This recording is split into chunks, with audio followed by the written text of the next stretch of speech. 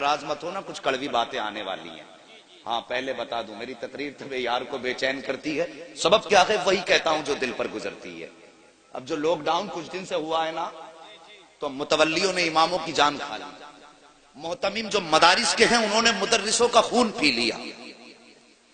میں سب کیمرہ ہے میرے آگے، میں کہتا ہوں دنیا سنے اسے.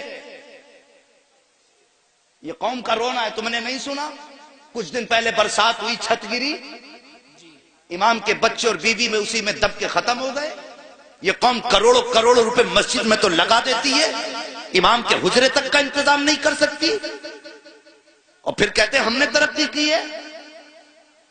کیا خاک ترقی کی ہے جو تمہیں 5 ٹائم اللہ کی بارگاہ میں لے کے جاتا ہے، تم اس کی چھت تک نہیں بنا سکے؟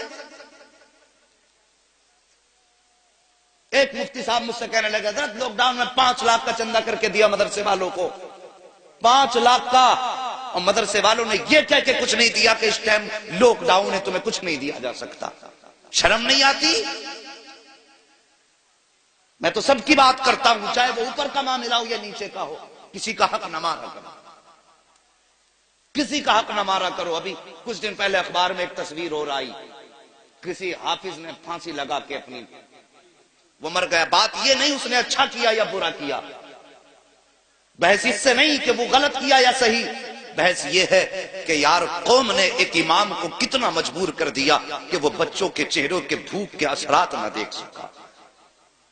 پھر وہ قوم کہ ہم نے ترقی کی ہے تو جھوٹ بولتی ہے. وہ قوم کتنی مجبوری لگی ہوگی اس باپ کے سامنے جس نے بچوں کے ہوتے ہوئے پھانسی پہ لٹکنا گوارا کیا. کیا کبھی کسی نے اس کے درد کے بارے میں سوچا؟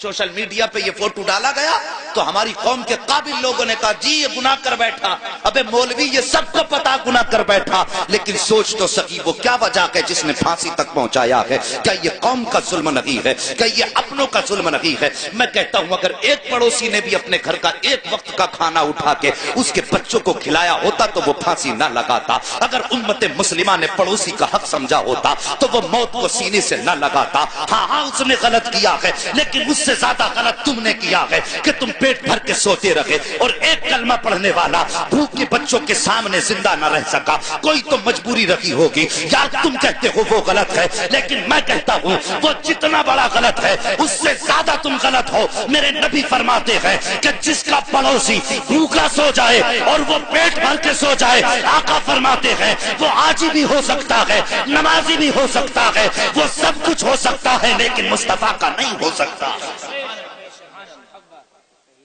یہ کڑوا سچ ہے، اسے سنیے اور سمجھیے. ہم نے ایسے حالات بنا دیے. اللہ اکبر. اور لوگوں قدر کرو اور بھوکوں کا خیال رکھو. میں سمجھتا ہوں امیروں سے کئی گنا زیادہ ہمارے غریب اچھے ہیں. کم سے کم غریب کا پڑوسی فاقے سے تو نہیں سوتا. یہ ہم نے اکثر دیکھا ہے جن کو اللہ نے دولتیں دی انہیں چغل خوری سے فرصت نہیں.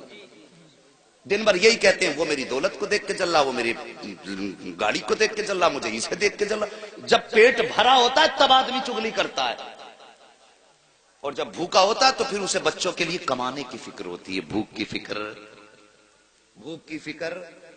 وہ چغلی کی فکر نہیں ہوتی، صرف بھوک کی فکر ہوتی ہے. جب آدمی پیٹ بھر کے کھا لیتا ہے نا پھر دنیا بھر کی پنچایتیں لے کے بیٹھتا ہے. یہ بات میری یاد رکھنا چاہیے.